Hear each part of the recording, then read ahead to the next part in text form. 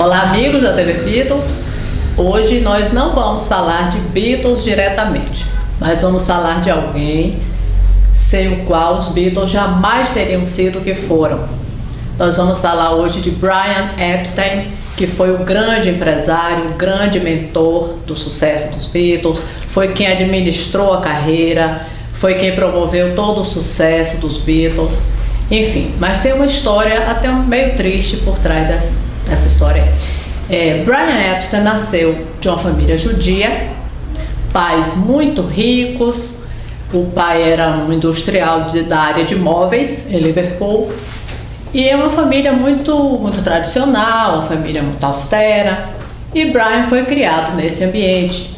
Era um cara assim aristocrático, era um cara que não teve infância praticamente. A infância dele foi roubada porque sua mãe o tratava como igual, de igual para igual. Ele não brincava como as outras crianças.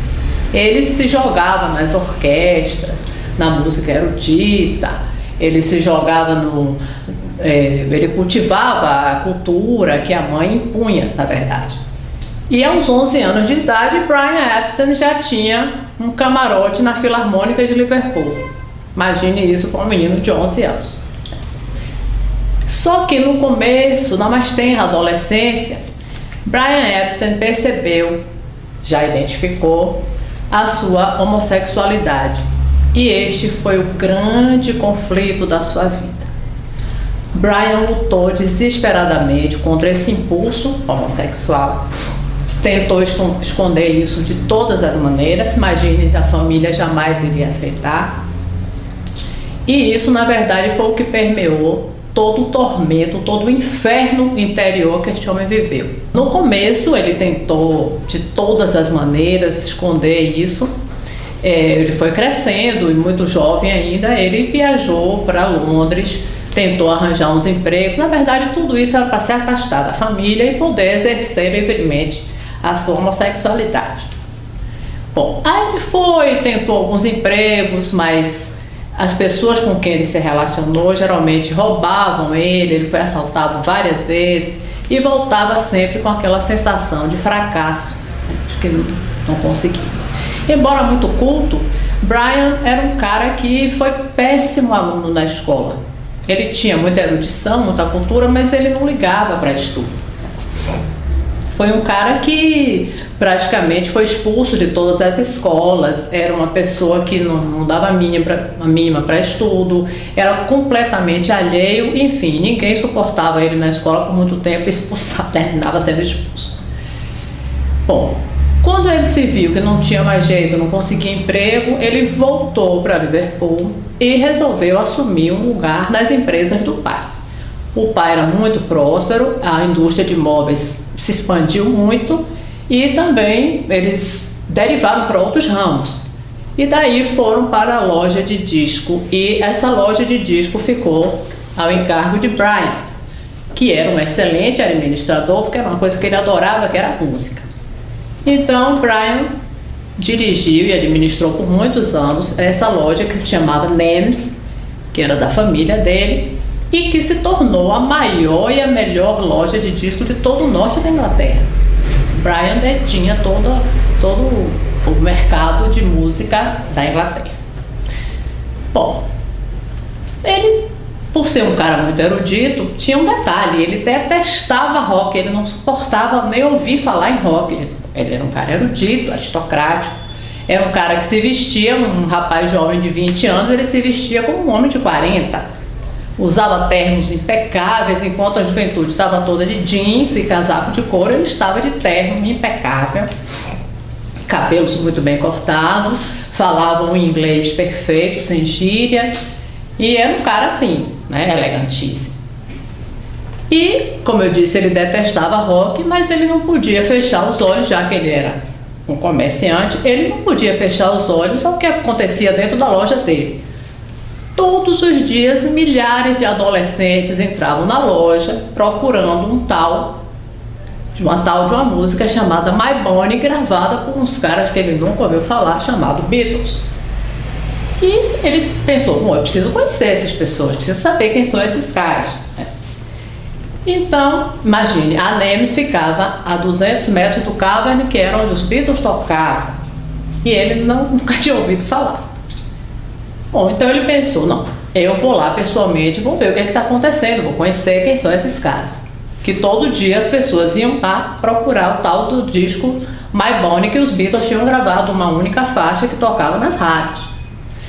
Então foi assim que ele um dia tomou coragem e foi até o Cavern, escondido, muito discretamente, como ele tudo que ele fazia, sentou-se lá bem ao fundo, no seu paletó e na sua gravata, e no meio daquela adolescência enlouquecida, ele se sentou lá e ficou prestando muita atenção. Quando terminou, ele simplesmente estava maravilhado, a palavra foi essa, ele se rendeu e achou que os Beatles eram maravilhosos, fantásticos, foi o termo que ele usou, fantásticos. E então ele foi para casa e ficou pensando, aquilo não saía da cabeça dele. Então ele marcou um encontro com os Beatles, foi lá no Cavern outra vez, pediu uma entrevista e se ofereceu e os convidou para ser seu empresário da banda. E os Beatles, que não eram bobos nem nada, Brian era um cara muito bem de vida, um cara de visão empresarial. Então, foi a sopa, claro que eles aceitaram imediatamente. E aí começou a carreira brilhante, fantástica que os Beatles tiveram graças a essa visão comercial, empresarial que Brian Epstein tinha. Então, Brian foi todo responsável pelas turnês, pelo sucesso dos Beatles, pelos contratos milionários que eles assinaram, e também não só por isso, mas Brian praticamente criou a imagem que os Beatles tiveram. Criou a imagem da seguinte maneira: os Beatles eram muito mal educados quando tocavam no Cavern, nos famosos shows do meio-dia, que era esse horário que os Beatles tocavam no Cavern, e Brian prestou atenção e reparou que eles eram muito mal educados, eles se batiam entre si durante as apresentações, eles se xingavam, eles bebiam, eles fumavam, eles comiam durante o show, né? E Brian foi polindo, foi criando essa imagem que os Beatles tiveram depois. Cuidou das roupas, tirou os jeans, tirou os casaços de couro e fizeram os famosos terninhos, as botas e tal.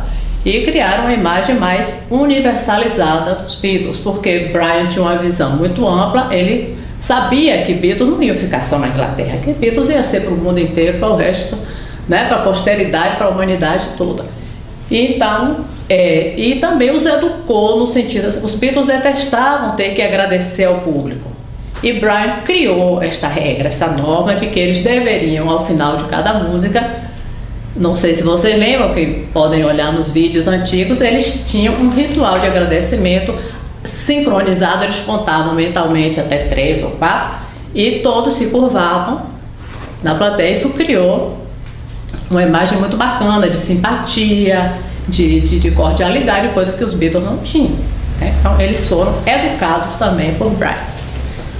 E infelizmente, os Beatles tiveram anos dourados com Brian no comando, mas infelizmente em setembro de 67 Brian foi encontrado morto no seu apartamento em Londres, vítima de uma overdose, muito por conta dessa história, dessa homossexualidade que na verdade ele nunca resolveu e que isso o atormentou. Brian também levantou muita polêmica porque ele se relacionava com rapazes brutos, era um traço da personalidade dele, ele gostava, os rapazes batiam nele e ele pagava por isso, né?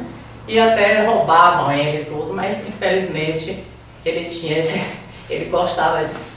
Bom, gente, não é à toa que Brian Epstein foi considerado o quinto Beatle. Na verdade, ele sempre esteve por trás de toda essa história de sucesso, que na verdade foi ele que construiu.